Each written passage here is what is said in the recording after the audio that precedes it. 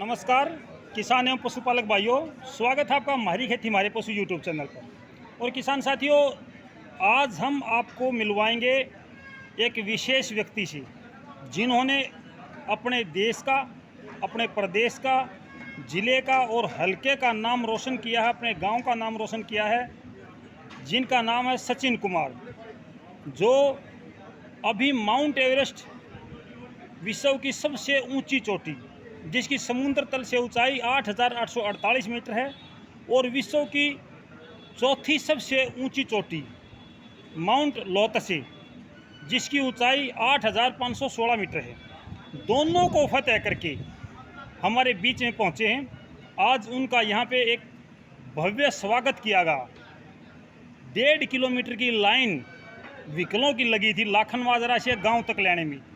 ये गांव खरगजाटान के वीर सपूत हैं और चंडीगढ़ पुलिस में कार्यरत हैं, यानी कि पुलिस में है चंडीगढ़ में। हमने इनसे विशेष समय मांगा ताकि हम इनका परिचय प्राप्त कर सकें और इनके विचार आपसे साझा कर सकें। इसी को लेकर के आज हमने बात की सचिन कुमार से। कल हमने इनके पिताजी से बात की थी। एक सामान्य परिवार से, एक सामान्य किसान से उठकर ये इतनी बड़ी उपलब्धि हासिल इन्होंने की है। हमारी लोकल भाषा में कहते हैं कि क्या माउंट एवरेस्ट फतेह करके आया है, तो ये माउंट एवरेस्ट को फतेह करके आए। हम अभी आपसे उनकी बात करवाएंगे, आपसे उनसे सीधा संवाद स्थापित करेंगे। अगर किसी भाई की कोई जिज्ञासा है या कोई जानना चाहता है तो आप कमेंट बॉक्स में ज़रूर लिखें। अभी हम आपसे बात करवाते हैं सचिन कुमार, एवरेस्ट पर चढ़ने वाले एक होनहार साहसी चंडीगढ़ पुलिस के कर्मचारी हैं। चंडीगढ़ पुलिस में ये लगे हुए हैं। तो अब हम इनसे बात करते हैं। इसके जो समारोह था उसमें पूरे गांव का न्योता दिया गया था। लगभग 5,000 लोगों ने आकर के यहाँ पे खाना खाया है और इनको मान सम्मान दिया है। जिसकी जैसी इच्छा थी, लोगों ने तन मन धन से इनका पूरा मान सम्मान आज गांव की तरफ से किया गया है। ग्राम पंचायत की तरफ से, मेरे गांव वासियों की तरफ से, सबकी तरफ से आज इनका मान सम्मान हुआ। और इनके मान सम्मान को देख के पूरा गांव भाव विभोर था, गदगद था।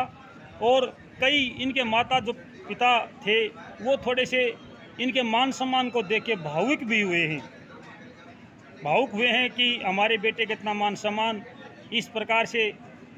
तो इस प्रकार से बहुत एक लंबा कार्यक्रम आज चला। लगभग 6 घंटे का समय लगा है इनका जो मान सम्मान होने में था, लगभग 6 घंटे। आप समझ सकते हैं कि 6 घंटे में कितने लोगों ने इनका मान सम्मान किया होगा।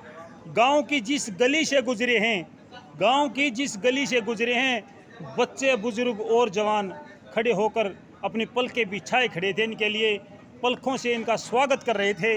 हर किसी के दिल से एक ही आवाज़ निकल रही थी कि वेरी गुड, बहुत अच्छा, बहुत अच्छा। तो ये हैं हमारे आज के hero, real hero Sachin Kumar. तो स्वागत है सचिन जी आपका।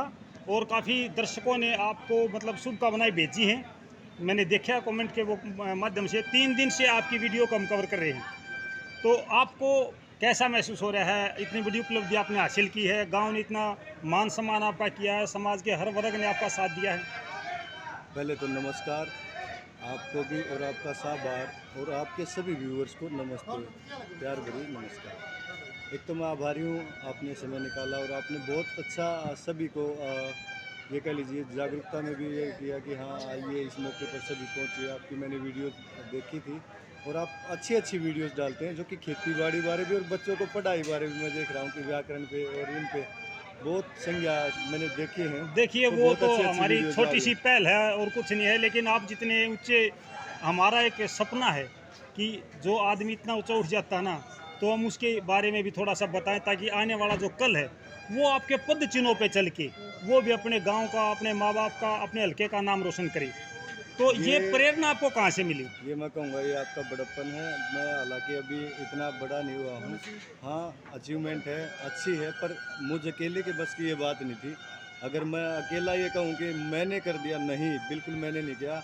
It's not me but it's we, ये मेरा शुरू से ही वाक्य रहा है। और मेरा मानना है कि सबकी दुआओं और आपके प्रभु जो भी आप जिसको भी पूछते हैं उसकी कृपा के बगैर आप एक कदम नहीं वहाँ चल सकते।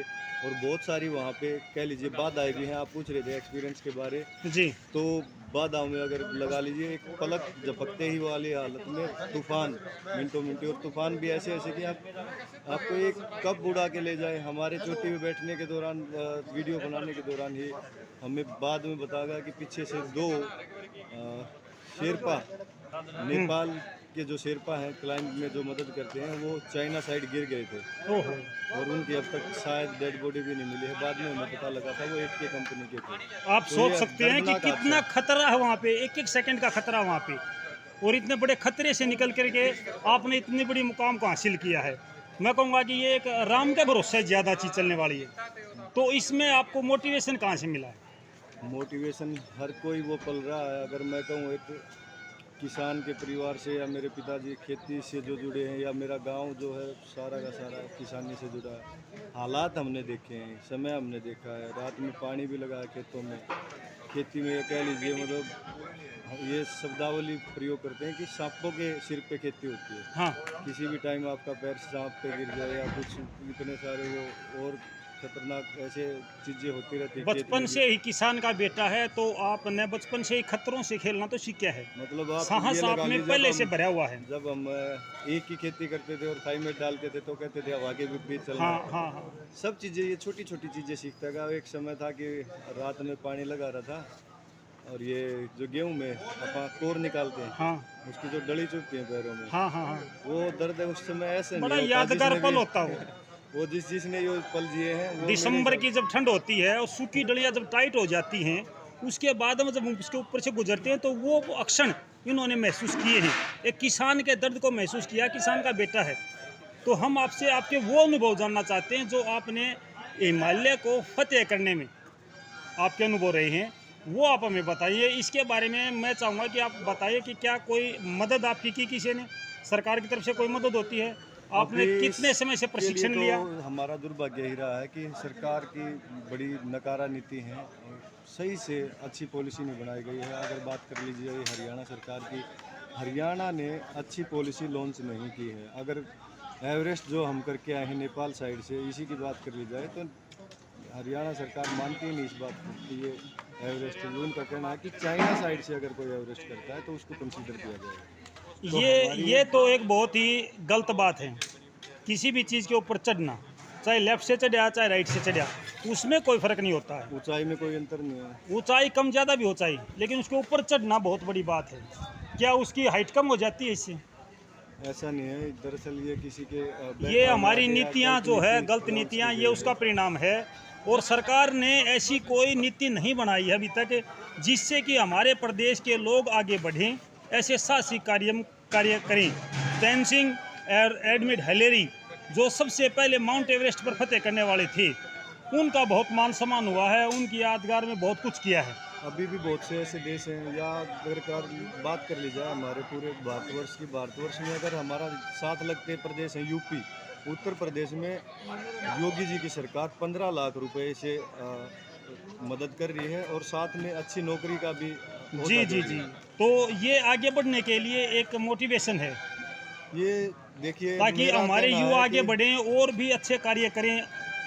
माउंटेनियरिंग में अगर बात कर ली जाए, अगर हमारा ओलंपिक क्या है तो ये तो माउंट एवरेस्ट ही हुआ। ओलंपिक के बाद अगर बात कर ली जाए वर्ल्ड कप क्या है, तो भारत में अगर तेंजिंग नोरगे अवार्ड जो सबसे बड़ा अवार्ड है इक्वल टू अर्जुन अवार्ड, अगर वो किसी को मिलता है तो वो सबसे बड़ा अवार्ड है और वो हुआ हमारा वर्ल्ड कप। तो सिंपल ही बात है कि अगर हरियाणा सरकार चाहती है कि हाँ हम भी अपने खिलाड़ियों को बढ़ावा दें और इनको मौका दें, तो इनको ज़रूर से ज़रूर अच्छी पॉलिसी लॉन्च करनी चाहिए और माउंटेनियर्स को आगे बढ़ने का मौका देना चाहिए। जी, सरकार की नीतियों की वजह से हमारे युवा इस साहसिक काम को करने से पीछे हट जाते हैं, और आपने इतना समय दिया, इसके लिए मैं आपका आभारी हूँ।